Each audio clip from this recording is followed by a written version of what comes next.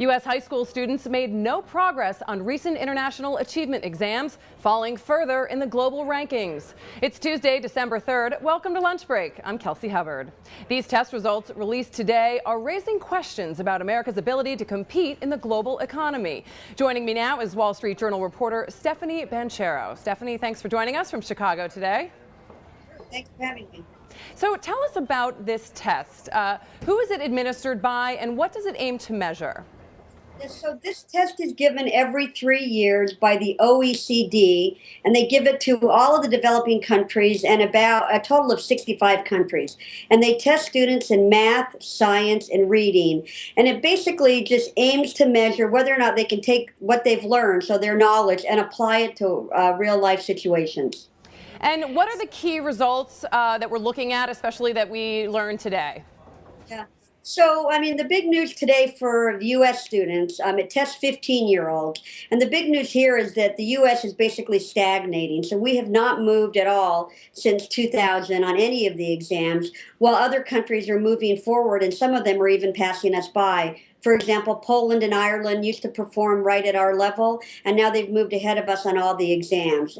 And the U.S. kids are still just right about at the middle of the pack in every exam. So what is this really telling us about our ability to compete in this global economy, in this global world, as we have these students that are seemingly falling further and further behind? Yeah, I mean, and one thing is that actually in math, they did a little bit worse than the developed countries. So, yeah, a lot of people are, this, of course, is going to start the hand-wringing about whether or not our schools are properly preparing students. There have been some studies that show that PISA results can be predictive of economic growth. So, yeah, it brings up a lot of questions about whether or not our kids are actually ready to compete in a global economy. And when we look at this test, obviously there are a lot of factors that go into the results. What role do socioeconomic differences play in the U.S. results? Yeah, so there's no doubt that socioeconomic status of the student plays a role in achievement. That's true in the United States. It's true in every country. They figured that about 15% of the variation in test scores in the U.S. can be explained by socioeconomic status. So basically what that means is that a student that's low income is less likely to score high than a student that is high income. What's interesting about that, though, is that that variation is bigger in the United States than it is in many other countries. So the difference between those two is greater in the U.S. than other countries. And, you know, Stephanie, we're looking at these results after many schools have already undergone decades of policy overhauls. So what can we expect now, seeing these results, anything coming out of the politics in Washington or from schools across the country? What's going to happen now? Yeah, so, I mean, you use the word politics, which is a great word. I mean, education, there's a lot of politics involved in education policy. What you're going to see is people on both sides seizing on these numbers. I think the union folks have already started to say that these results prove that, you know, the decades of reform led by Arne Duncan and before that George Bush's No Child Left Behind have been a failure. They're already saying that.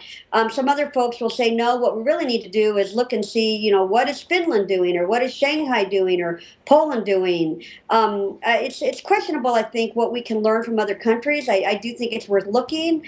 So I think what this is going to set off is a bunch of finger pointing and hand wringing. What ultimately happens will remain to be seen. You never know in education. Right, and Stephanie, is there one bright spot where something was working that we could point to here? Leave people on sort of a note of anything going on that we could point to that's really working for these kids?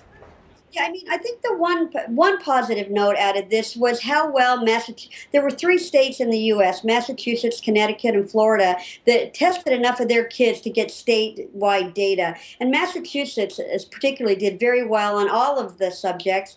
And I think that's a good place to look for other states to look to see, okay, what did they do? And basically, they launched reforms 20 years ago that they put more money into education, they raised the standards for kids, they raised accountability for schools, and they've seen, you know, steady progress over time. So that might be one place to look. They didn't sort of knee-jerk around changing all their policies. They sort of plowed ahead with the policies they had.